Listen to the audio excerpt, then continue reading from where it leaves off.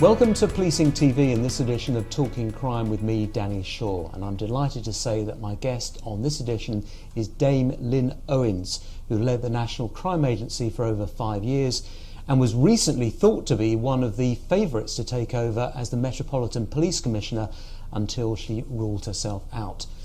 Lynne, thank you very much for joining us on Policing TV. It's really good to see you. Looking really well. Yeah, feeling really well. Feeling really well, thanks, Danny. Can I do a quick question about your health? People will probably want to know. Of course. You've been treated for cancer, Yes. but you've come through it. Yes, no, I'm out the other side. So I was diagnosed almost a year ago with breast cancer. So two bouts of surgery. So I'm missing some body parts, some radiotherapy. But yeah, now I'm good. I have to take hormone treatment for the next 5 to 8 years to stop it coming back. But in myself, I'm feeling really well. Thank you. And you're quite public about your illness, and you tweet a lot about your condition and your progress and so on. Was that a sort of a deliberate move to do that, or did it sort of just come naturally? Well, interestingly, I hadn't actually intended to really talk about it publicly because it's quite a private thing. And when you get diagnosed, it feels like a really big deal. But it got leaked to the Daily Mail. I took a phone call from the press office one weekend saying that they were asking questions and were intending to run a story about what that might mean for the leadership of the National Crime Agency, and I just thought, no, this is my breaking news. So almost in that instant, I made the decision to tweet about the diagnosis. At the same time, we had to rapidly tell some friends and family that weren't already aware, and having then gone public, actually I realised there was quite an interest in what's it like being some sort of public figure that has a serious condition, and so I started to talk about it very openly, and I've had amazing feedback actually from people who said they found it helpful. And has it been helpful for you to be open about it? Yeah, I feel very comfortable being open about it, and I've agreed to speak at some conferences and things, because you just realise that people get given really difficult news from all sorts of conditions, themselves, their family, their friends. So I don't have any problem talking about how it's made me feel, and in fact it is quite helpful just being honest about it, because then people don't try and join dots and they know exactly what's happening. Yeah. Absolutely. You made the decision to step down from the National Crime Agency, I think it was in September 2021. Yes. And was that because you felt that it wouldn't be right to sort of leave them in the lurch, as it were, while you underwent treatment? Exactly that, ultimately, Danny. I mean, when I was first diagnosed, I was told that I'd need a lumpectomy followed by radiotherapy, and that would be it. So in my initial conversations with Matthew Rycroft at the Home Office, I'd said to him, look, I think I'm going to be out for about 4 to 6 weeks, but I think that will be okay. And he was very supportive, as were all my deputies and everybody in the agency. And I thought that would be it. Unfortunately, the original lumpectomy didn't take all the cancerous cells away, so I then had to have a mastectomy, which is a much more significant operation, and they're not always entirely clear about what's going to have to happen after that, and how long your recovery is going to be. And I just thought, hang on, I've had off from August, I was back in September, I knew the op was going to be in October, and when you're running an organisation like the National Crime Agency, which leads the UK's response to serious and organised crime with all its national security implications, I just didn't think I could justify being away so long. So that was the professional reason. I didn't really want it to be in temporary leadership for such a prolonged period. And the timing was particularly pertinent because we were just going into a spending review, and you think actually you need a permanent leader taking the organisation through that. There is also something about me, though, which was that actually my family were saying to me, you're so driven, you're so determined, if you don't step away from work, you're going to spend all your time off saying on your BlackBerry, you come round from your own second, you'll be looking at what's going on with the agency. So it did give me time to heal too, and I mean, I'm able to sit here before you today feeling really well. Yeah, so it was the right decision to step away. I think so. Some people have said to me since, do you regret it? And I think my answer to that question is I really miss it. I loved the world of law enforcement. I'm very proud of what we achieved at the agency, so I miss it, but I don't think it was the wrong decision. Now I want to talk to you about some of your time at the National Crime Agency, and particularly about leadership. Yes. Because one of the qualities that people talk about you, that you have, is you're a great leader. Thank you. And you brought an organisation together that was quite fresh organisation, yes. and it was a number of different parts and troubled history, some of those parts coming together. How did you do that? That's a really good question, Danny. So of course I took over from Keith Bristow, and Keith did a great job of working with the Home Office to design the blueprint for the agency and to launch it. And that was a really, really big step. When I came in, I think I initially hadn't recognised some of the brilliant things about the agency. So as you say, it was an amalgamation of at least 6 precursor organisations and bodies. And I think the thing that I had underestimated was what that means for the workforce.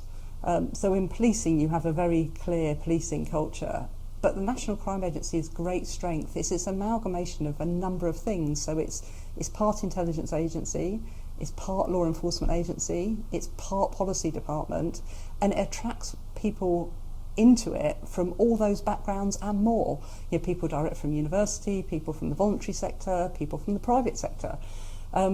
So the first thing we had to do was get to the place where we recognised that one of our strengths was our diversity. And I don't mean necessarily in protected characteristics, albeit that's important too, but I just mean in background and thought.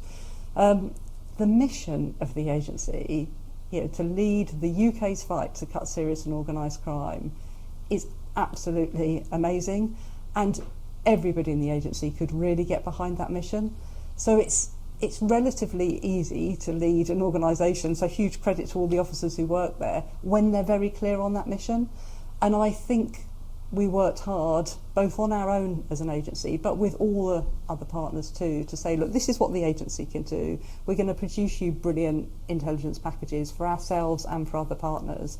We're going to lead some really important investigative cases ourselves, but equally we're going to provide specialist capabilities to others so that they can do the same. And we're going to do all that with the best possible enabling functions. So we tried to have a very simple mission, and we brought people together against that mission. So I think that's what we did. So specifically, as a leader, what did you actually do? How did you get people to sort of buy into that mission, if that's the word? Did you have to change structures? Did you have to put some people in different positions? How do you actually go about that? So some of it is about structure, some of it's about behaviour. One of the things that's different about the National Crime Agency, so I was used to leading in a police force, which is a tightly bound geographic area, and of course the agency has people in Scotland and Wales and Northern Ireland, and about 170 people at any one time deployed overseas. So that was the first wake-up call for me. As the Chief Constable, you can walk and meet so many of your people face to face, and the first thing I was struck with when I arrived in the agency was that actually I couldn't do that. I definitely couldn't do it quickly.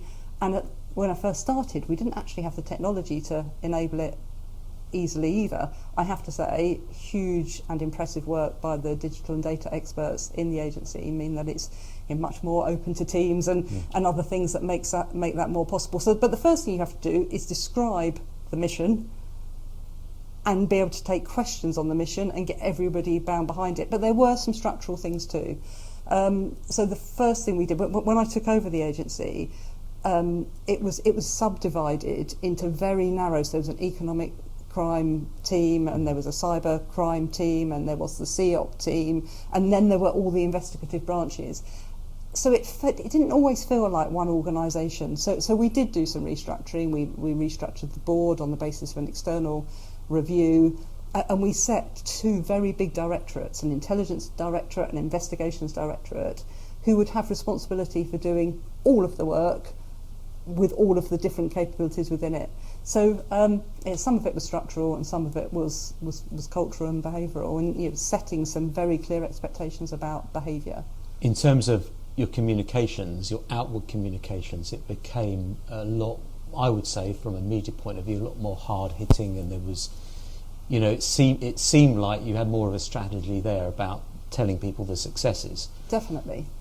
So that was deliberate. It was a deliberate plan, and I wasn't sure whether we would be able to, because lots of the things that the agency does are by their nature secret, and lots of the capabilities they have are secret, and the way they gather intelligence is secret.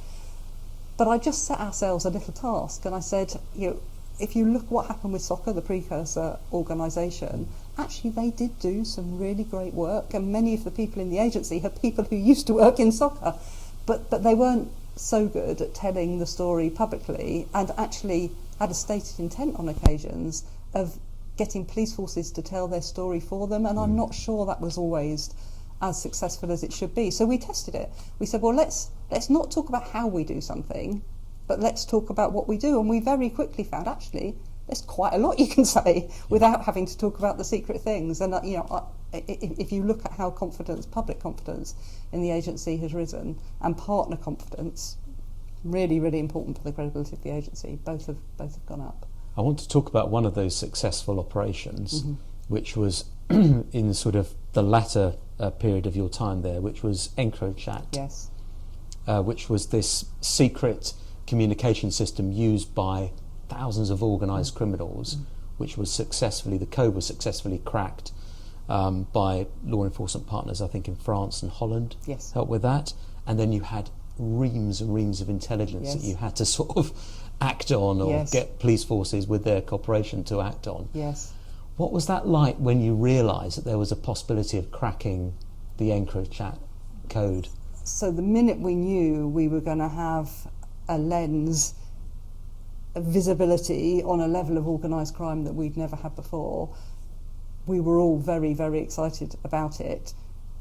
But we didn't quite know what product we were going to get. So, establishing a team in the agency, a really very impressive team, that could work through how we were going to legally receive the information, receive the data, work out the biggest risks.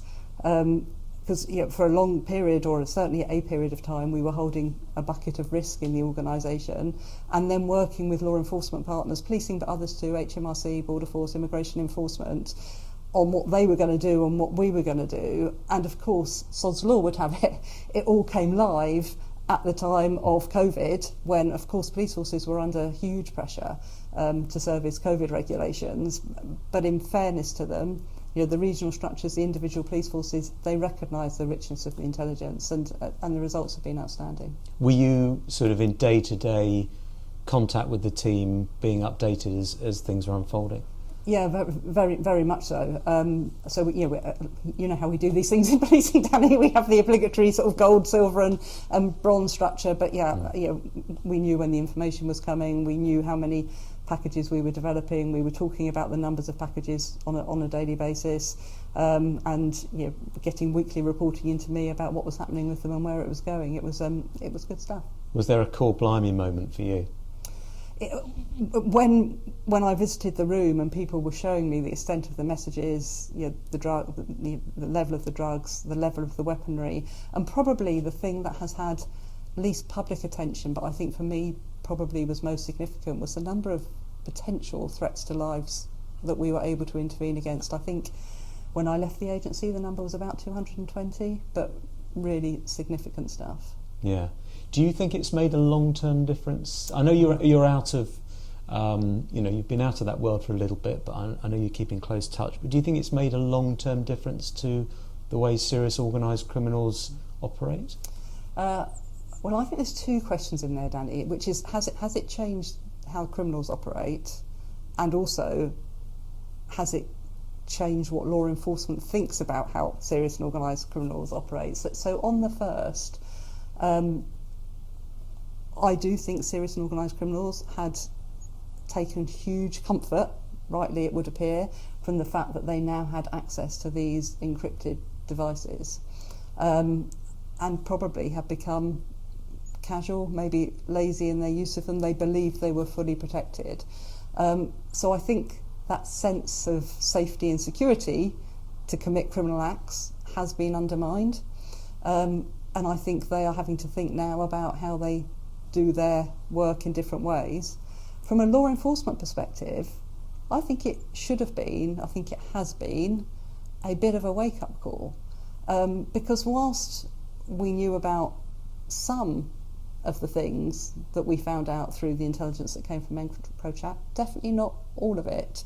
And actually, if you look at the organised crime group mapping that all police forces in England and Wales do, and Scotland and Northern Ireland too, and overlay it with what EncroChat told us, they didn't exactly match. So the challenge now for the agency, for law enforcement going forward, is twofold. how do you keep that window on the intelligence open, and how do you build modern capabilities that enable us in the UK to do what partners were able to do back then? So some of what you were learning was quite a surprise. But some of it was. Some of it was. Yeah. Now, I know that there are some legal issues and there are some challenges with various court cases still ongoing, and some of these people who've been rounded up have got a lot of wealth and will use the best lawyers to try and fight the National Crime Agency and other agencies across Europe as well, weren't they? You sort of confident about the results of that? I won't talk about legal cases, Danny, because it's the whole point of the legal process in this country is that they have to be independent, impartial cases. But I know that the agency will present its cases to the very best of its ability. Well, that was clearly one of the high points, I think, from the National Crime Agency from your time there. But do you feel a bit disappointed with the way that the agency dealt with money laundering and oligarchs? Because obviously that's recently come to the forefront, and a kleptocracy unit has been set up in the National Crime Agency over the last couple of months to deal with Russian oligarchs, dirty Russian money and so on. This was something that you had highlighted as a problem, but are you disappointed with how much you managed to achieve during your time? So I'm not disappointed. You asked me if I was disappointed in the agency. I'm not disappointed in the agency at all. In that regard, I mean, there are things that I would, as we always do when we look back, think actually I personally would do that differently, but I'm not disappointed in the agency. But you've seen the reporting from the various committees I've presented at. I was saying to government for some time that I thought illicit finance was an area that felt underinvested in this country, both financially, i.e. the resources of the agency and others were being given, but equally in terms of the law to back up any work that we want to do, the work that's now being done on beneficial ownership. And I think, I was trying to work this out the other day, I think it was either 3 or 4 years ago that Government, Home Office, National Security Council approved investment in 3 things for the agency to build. So the first was, these are just acronyms, so sorry about that, but the National Assessment Centre, so a much stronger intelligence centre for the agency to do assess products like you see for CT. The second was something that we've called the National Data Exploitation Capability. So the agency receives huge volumes of information about suspicious activity reporting, but actually how you overlay that information with other strands of intelligence, that should all be able to be done technically. And then the third was the establishment of the National Economic Crime Centre, which looks to pull together 6 different partners. So we were on the journey to building those. We were already using things like the unexplained wealth order legislation. Not very many, though. No, not very many at all. But why was that? Why were there so few? The first thing to say is people misunderstand unexplained wealth orders. They think it's a criminal tool. It's not. It's an investigative tool. It's like the account freezing orders. They're all tools that you overlay with one another to try and understand what's going on with money. So all an unexplained wealth order does is it forces the recipient of the order to tell you where their money comes from, and we would have, of course, had suspicion that it was criminal money, but we always knew that it was going to be controversial legislation, because it's not the sort of legislation that generally we have in this country. So we did want to test some cases through the court to understand the boundaries of cases before we took a hold through. And you've heard I've said before, and you used the phrase a few minutes ago, lots of the people involved in these cases have lots and lots of money. And if you lose, and the agency did lose a case, then you have to pay expenses, and it has massive impact on the budget. And what I couldn't do as the leader of an organisation is crash the National Crime Agency budget, because then we wouldn't have been able to look for drugs and firearms and protect children and all the other really impressive things that the agency does.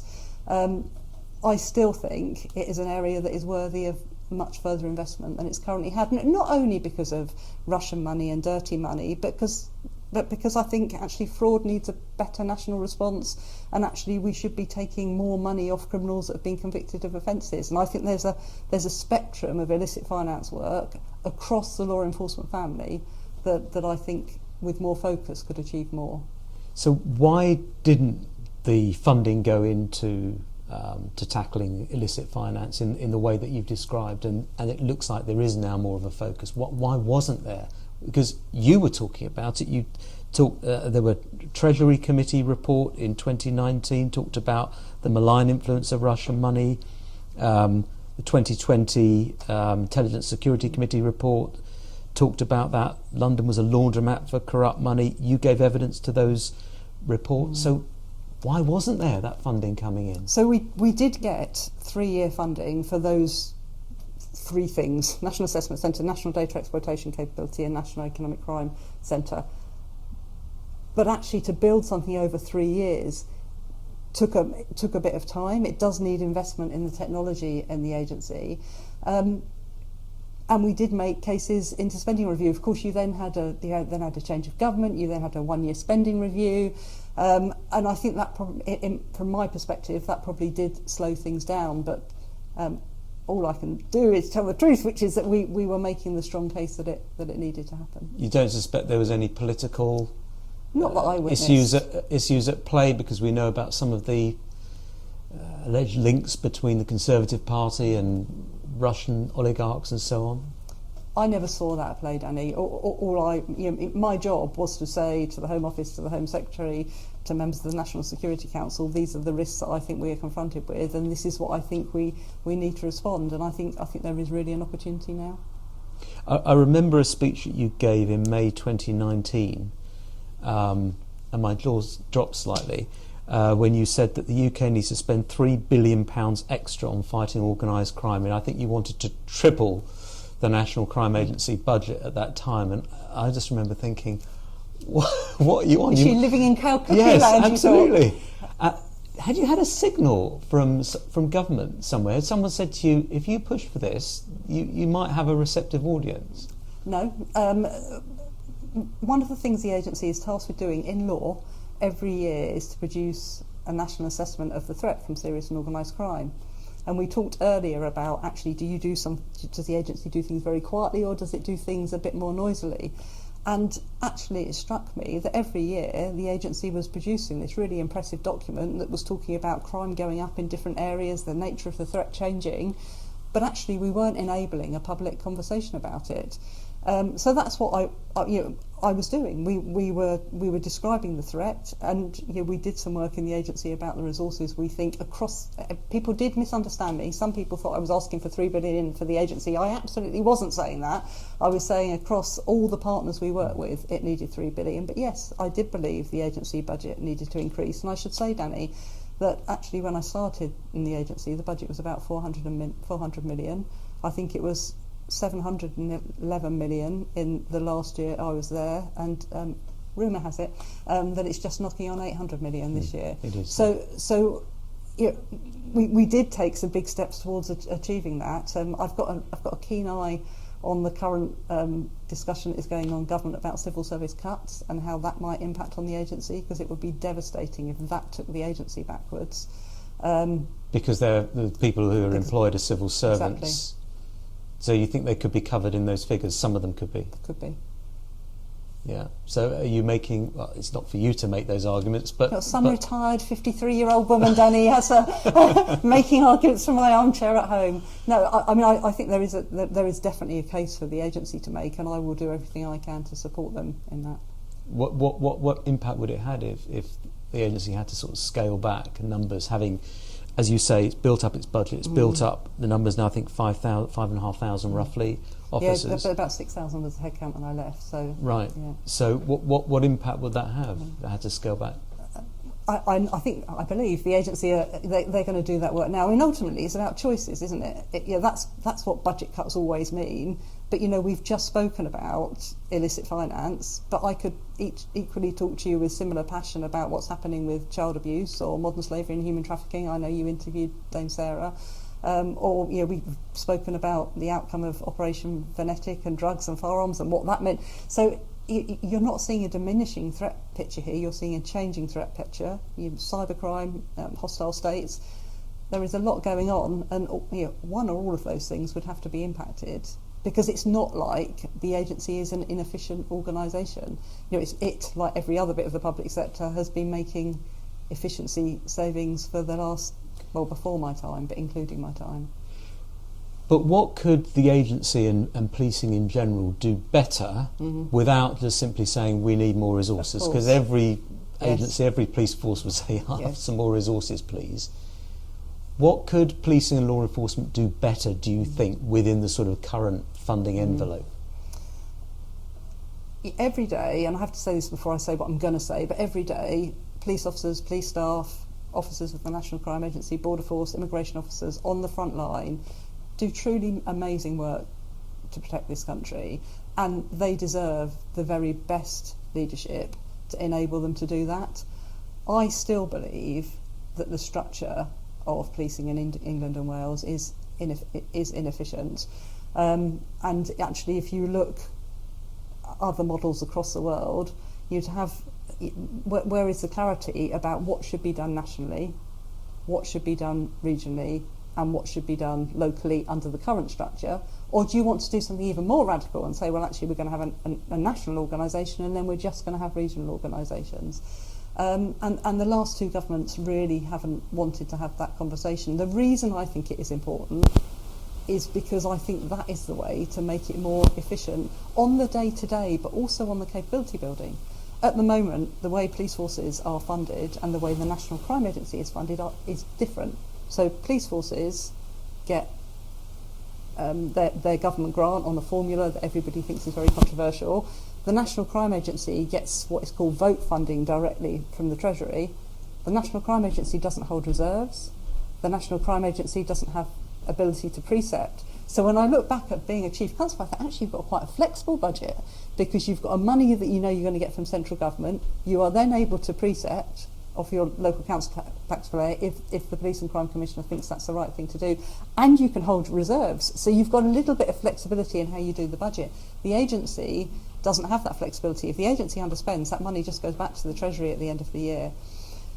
It's a very boring explanation. Everyone's going to be watching, we thought it was a law enforcement leader and we've just got this person banging on about money. Finance is important. Finance is important. But the reason that matters is because different police forces precept at different levels.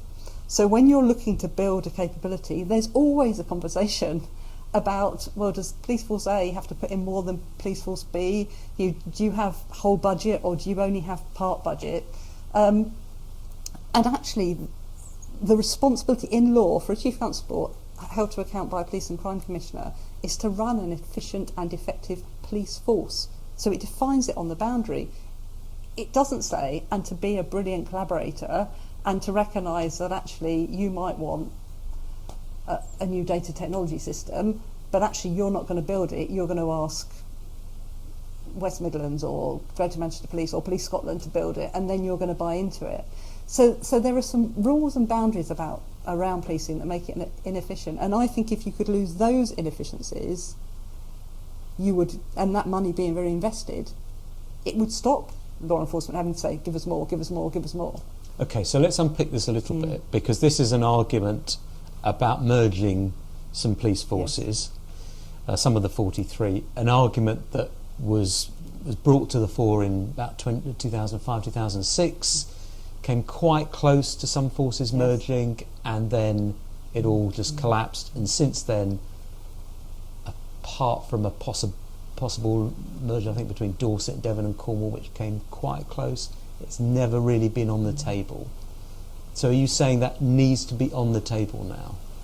So I think there are two ways of doing it. The first way is what you've just described, which is a merger of police forces. The argument against it is actually that takes away from localism, so you lose your connection with your local communities. I don't agree with that argument. You don't agree that you would lose that connection? No, because actually, so I was Chief Constable of Surrey, which in many ways was a sort of privileged position because there is a county of Surrey.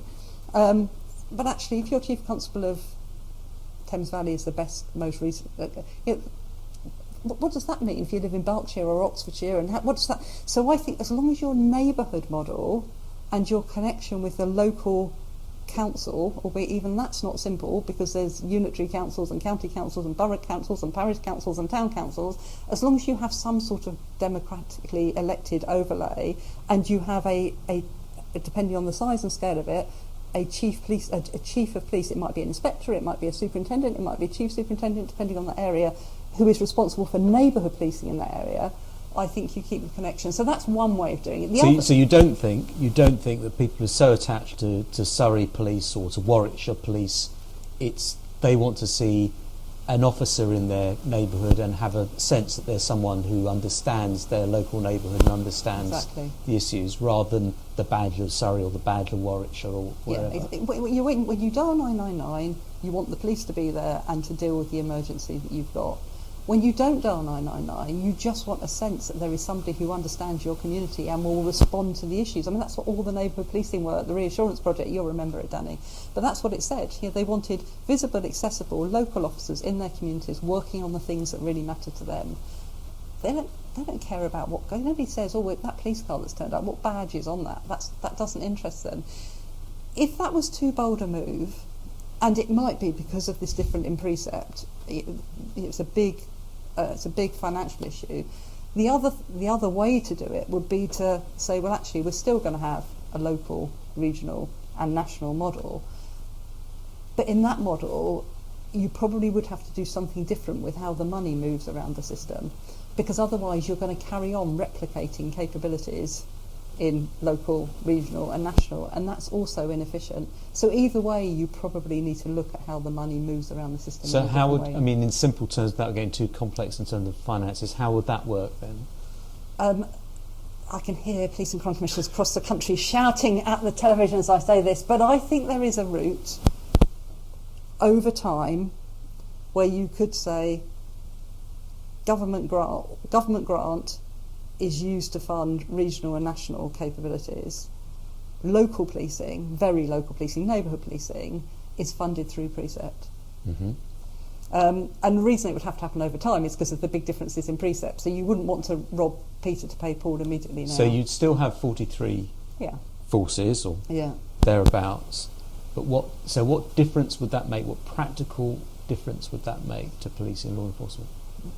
Let me use a practical example. So the rollout of body-worn video camera, that happened in 43 plus different ways. It's not very good. It's not a very good way of procuring something. It's not the most effective and efficient.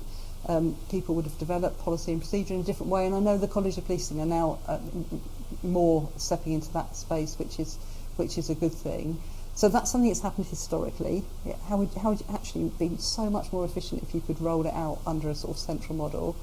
That, looking at my old world, and without going into the detail on camera, but there were capabilities, secret capabilities that we wanted to build, that actually the agency would have been providing on behalf of the whole law enforcement family, and they might have built it in the agency but then wanted to deploy it through the regions. But actually it would have relied on all of the National Crime Agency budget. In that model, you'd be able to say, well, that's a central grant with a board, with police and crime commissioners and chief constables on it, so not decided just by the DG of the NCA, because that would be ridiculous. You'd need governance around it. But they would be able to say, these are for the next 10 years, these are the things that policing is going to need.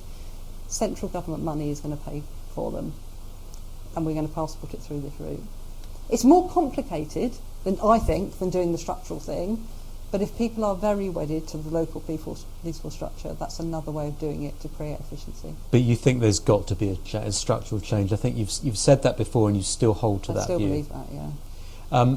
But your first idea about merging police forces and so on, the difficulty is that we've gone even more to a system of local accountability with police and crime commissioners for the past 10 years. Yes. They're not going to vote for that change. I don't see a political party embracing that change, so it's off the agenda, isn't it?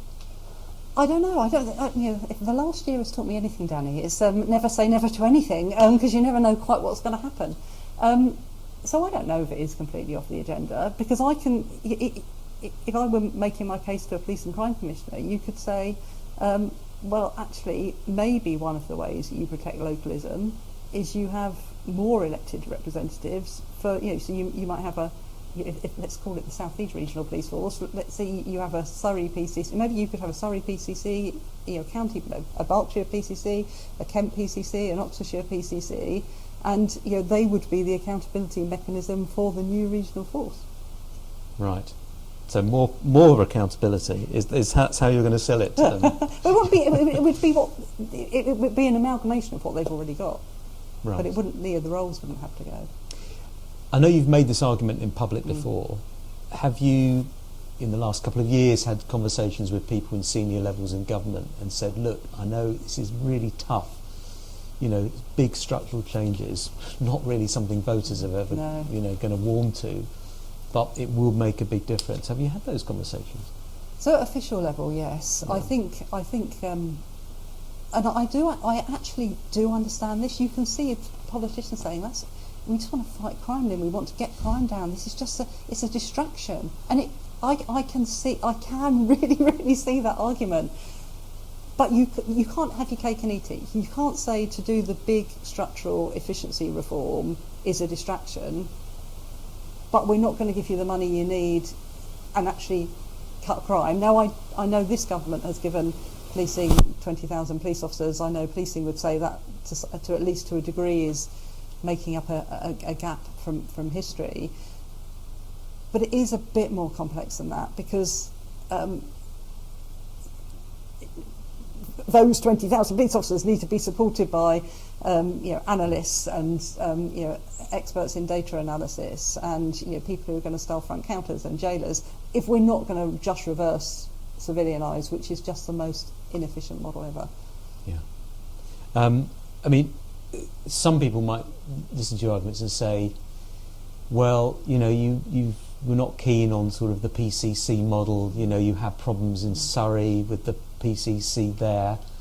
You've seen what your friend Dame Cressida Dick has gone through in London, where she was effectively ousted by Sadiq Khan, London's mayor. You're no great fan of probably politicians interfering in policing and law enforcement, are you? People will say. Well, as long as it's not you saying it, Danny. I've just said to you, actually, I think there is a very strong argument for stronger accountability of policing. I have no issue whatsoever, and I'm sure Dame Cressida would say the same if she was sitting in front of you, about accountability. When you are using the most coercive powers of the state in this country, you must and have to be accountable. But operational independence is also important. It's important so that the public can have confidence that policing in the UK can continue to police with consent, because it's apolitical. But I have to say, as DG of the National Crime Agency, I had zero problem with the accountability relationship with the Home Secretary, with the Security Minister, with the Policing Minister, and I think she has a very professional tier of civil servants in the Home Office that ensure that works in the right way. Interestingly, a little known fact is that the operational independence of the agency is actually enshrined in law under the Crime and Courts Act in a way that it actually isn't in policing. It's common practice. I think some would argue it's common law. But when we were doing a bit of work on a specific issue, we realised that actually operational independence in the way the agency is run is enshrined in law, and that's an important thing. Do you think operational independence should be enshrined in law for police forces? It did make me. Well, I thought, to be honest, I'd always thought it was. So it was only when we were doing this one bit of work, and we had obviously a very strong, good legal team in the agency that were referencing the agency's operational independence, and I was saying, okay, and then we just need to overlay that with the same that applies to policing, and they were saying it's not enshrined in quite the same way. So there's a piece of work going on at the moment, and I'm not close to it at all. I haven't read it, Danny, but about the policing protocol. As I say, I haven't seen or read the revisions, but I'm guessing this might go into some of that space. Do you think the boundaries? You said that the NCA you didn't have a problem, but do you think the boundaries need to be strengthened between, police and crime commissioners' ability to hire and fire a chief, set the budget, set the strategic priorities and so on, oversee the work, and keeping out of the way of day-to-day policing issues even if it's sending tweets or whatever it is, they need to keep out of the way of that? Do you think needs to be more of a delineation? I think they're two slightly different questions. So, setting the strategic direction, setting the budget, holding the Chief Constable account, all very sensible things. I think the question for me is what checks and balances there are in place on the PCC, or indeed actually the Chief Constable, if either one oversteps or doesn't respond appropriately to those two-way relationships. So that for me is a question of sort of checks and balances. Is a police and crime panel, has a police and crime panel got enough teeth, access to enough information? Is there a recall power for PCCs? So it's a checks and balances question for me. I think on the PCC thing, on the day-to-day operational. It's hard because there is an overlay, and I think any senior police officer, DG of the NCA, that says there isn't, between accountability, public confidence and operational action. I think the difference for me, and this is a narrow line, but I think the difference for me is the timing of that. So when you're in the middle of a crisis, actually you need policing leaders to be able to focus on trying to fix the crisis. If they are also at that very precise moment in time having to respond to political intervention, I think that's really hard. But that is different to should they be having private conversations with politicians about actually, I am accountable, this is what we're doing. It's completely legitimate for politicians to ask senior people in law enforcement questions. I think the timing of when that becomes a public conversation is probably the line. Did you feel that perhaps those lines got blurred a bit in the Met? I probably didn't. I didn't follow it quite as avidly as some might think. I think people make presumptions about whether you're sitting on top of it all the time. I think Tom Windsor drew some conclusions, didn't he, in his report post. He's doing a report at the moment into. That's right. At the moment into what happened then, yeah. But.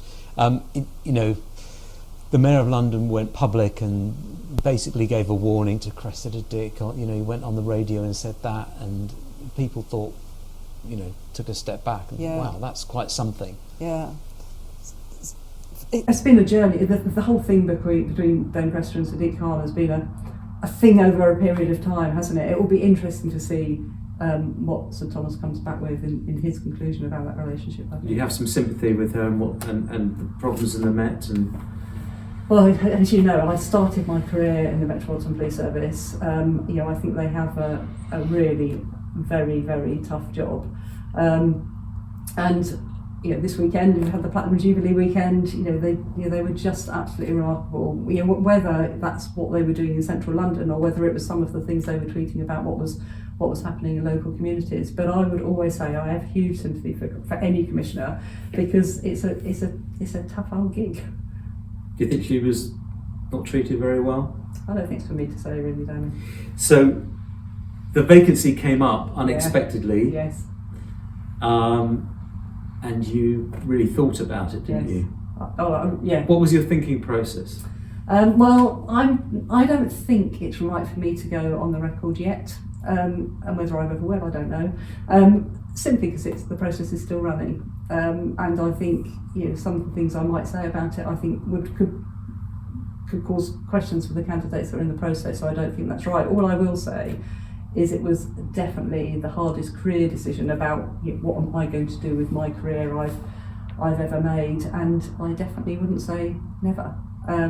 So I don't rule out I'd apply at some point in the future. But just at this moment, or when the vacancy first came up, you felt that's not the right time? It was a complex decision. I'd written the CV, I'd written the supporting statement, I'd done all the paperwork, which is normally the other way around. People normally do that last. So I think I could have made a strong pitch for the job, but I decided not to. You came very close. Very close. So you're not ruling it out completely in the future? No. You still think there's a challenge for you there? So I'm 53. I finished working in the National Crime Agency 18 months, 12 months earlier than I probably would have intended to. So I think I've got more to give. more to give in public service, more to give elsewhere. It will be for other people to decide whether I'm the right fit for any particular job at any particular time, but I definitely don't see myself as Dan. And just talking about vacancies, I mean, there's still a vacancy for your old Yeah. job at the NCA. What do you make of that? Again, that's still mid-process, so I don't really think I can talk about it in any detail, Danny. But I am sad. I'm sad for the agency. You know, Graham Bigger has been, still is, doing a really good job as a temporary Director General.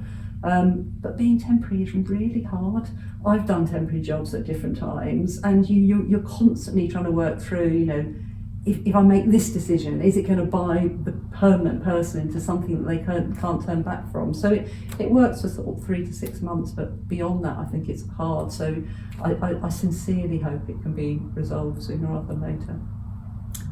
Lynne Owens, it's been absolutely fascinating talking to you. Thank you very much. Thank you, Dan.